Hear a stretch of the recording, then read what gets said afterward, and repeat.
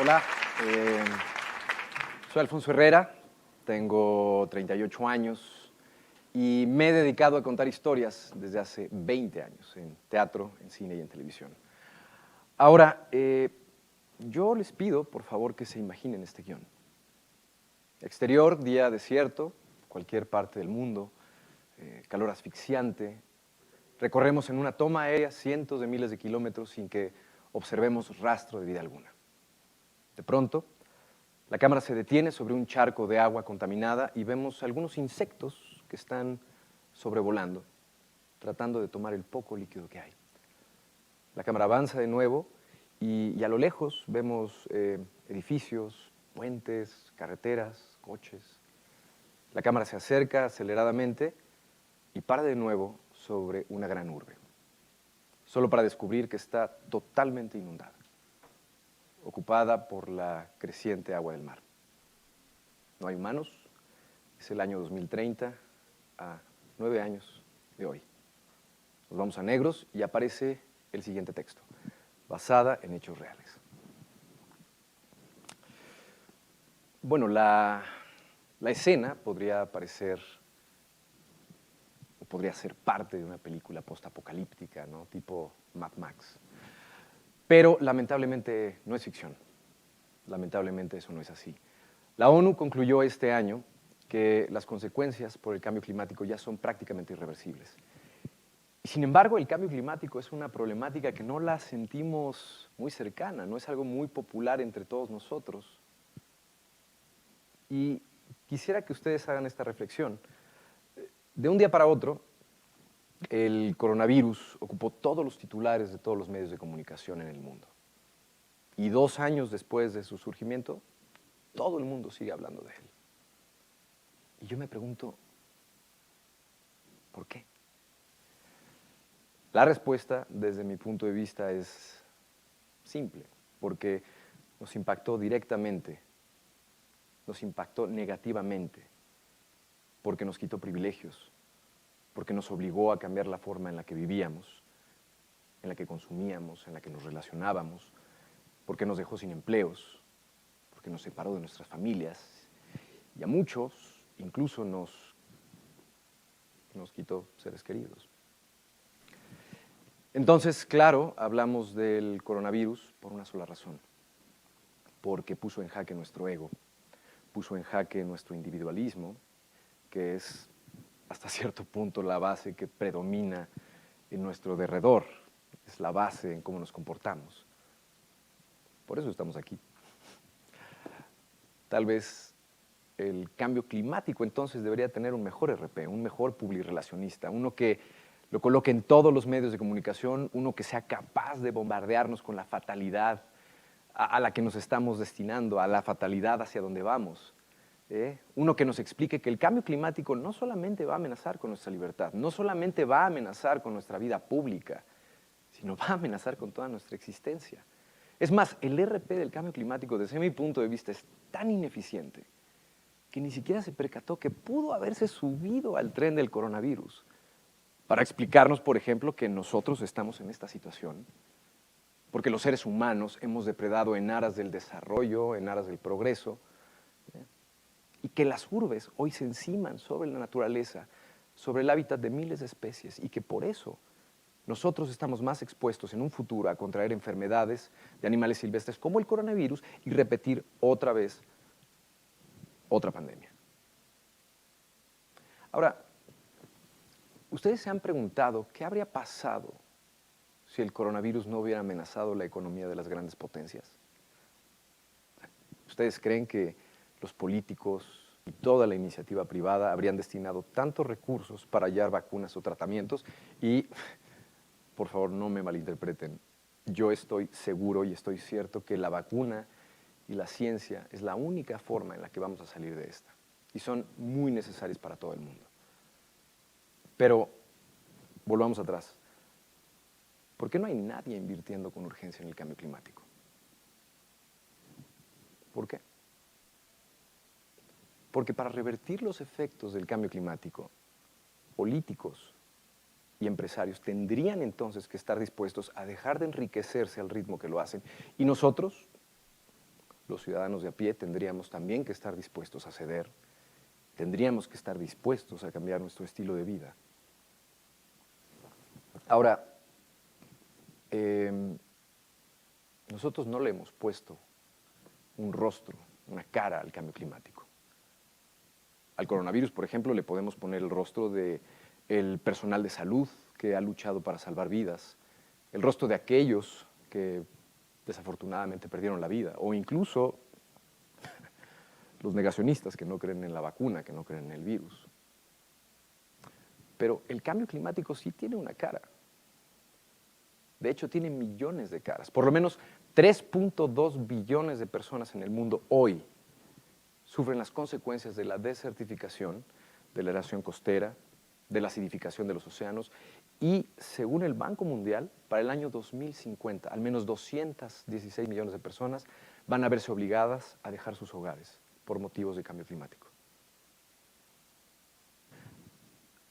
216 millones de personas. ¿Saben lo que es eso? 20 veces la población de la Ciudad de México, 24 veces la población de Sao Paulo.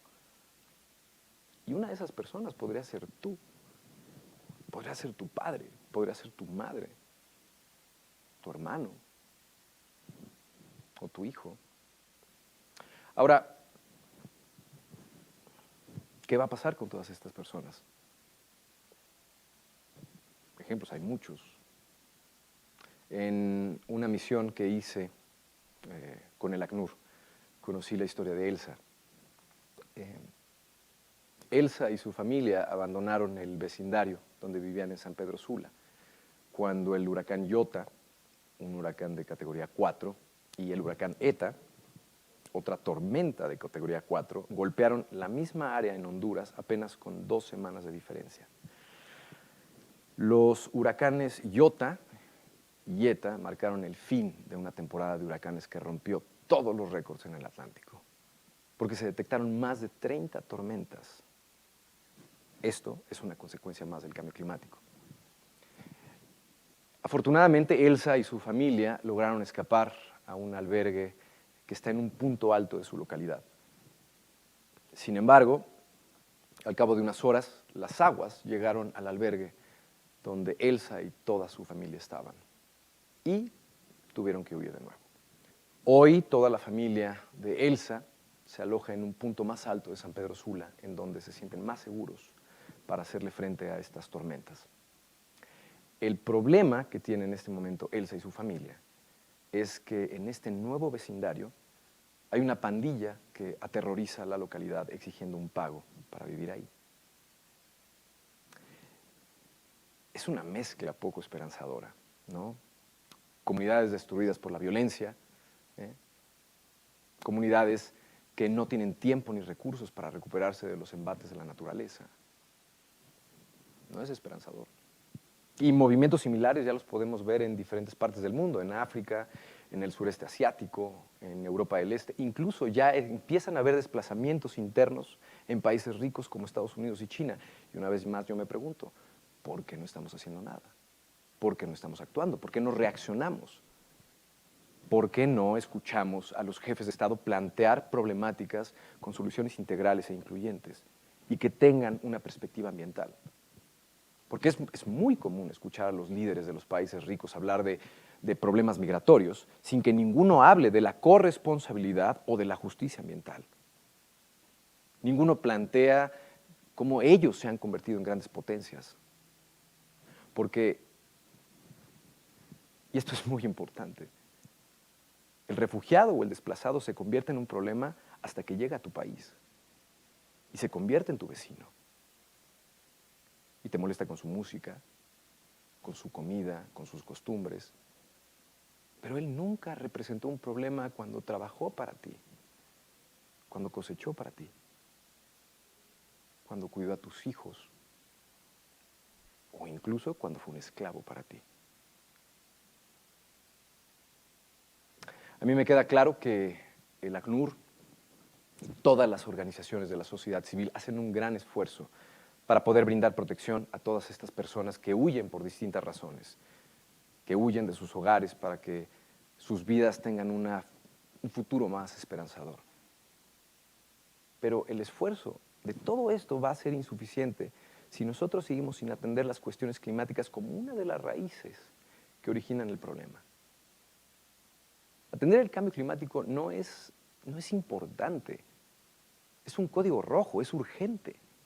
O sea, gobiernos, empresas, organizaciones tienen que desarrollar estrategias e invertir en recursos para frenarlo.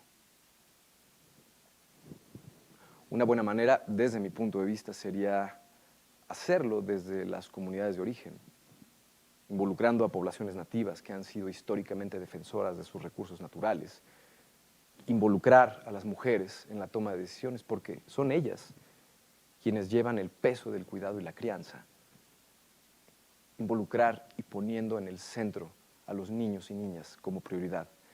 Ellos son las principales víctimas de todo esto. Ellos son las principales víctimas del cambio climático y del desplazamiento ambiental. Todos, absolutamente todos en la sociedad, tenemos la obligación de presionar a los políticos a que cumplan sus compromisos de reducir las emisiones mundiales para alcanzar las metas de temperatura del Acuerdo de París. Todos, absolutamente todos tenemos la obligación de invitar a la iniciativa privada a desarrollar tecnologías verdes y tecnologías limpias. Todos, absolutamente todos, tenemos la obligación de crear espacios verdes. Tenemos la obligación de impulsar el desarrollo ambiental para cada comunidad, pensando en que nadie, absolutamente nadie, debería dejar su hogar, debería dejar a su familia o debería dejar su tierra. Pero nosotros también tenemos la obligación de accionar como ciudadanos. Tenemos que cambiar nuestros hábitos, tenemos que consumir responsablemente, tenemos que generar menos basura, reducir en la medida de lo posible nuestro consumo de carne, dejar de comprar plásticos de un solo uso. Todos tenemos un rol activo que jugar en esto. El guión de aquella película que les hablé al inicio, esa historia ya está sucediendo. Y según datos de la ONU, hoy, a lo largo del día, mientras nosotros estamos aquí teniendo esta conversación, 150 especies animales van a morir. Y cada segundo de este día, una persona dejará su hogar por motivos ambientales. Hoy se seguirán deshielando los polos, se seguirán acidificando los océanos. Hoy seguirá la desertificación. ¿Y qué vamos a hacer o dejar de hacer para impedir que esto siga? Yo me sumo al llamado que hizo la primera ministra de Bermudas en la COP26 a los países más ricos. No queremos una sentencia de muerte. Demandamos que se esfuercen más, porque el mundo necesita sus acciones hoy y no mañana cuando ya todo esté perdido. Muchas gracias.